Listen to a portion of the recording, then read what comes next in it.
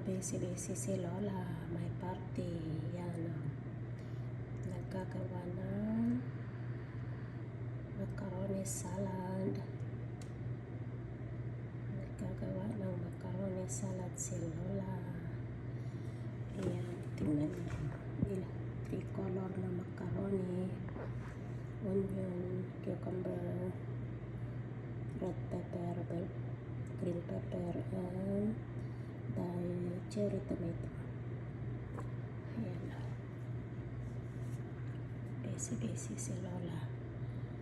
Pasensya mo na wala mo na makatawag andito, maraming tao, bisita, parating na ang bisita.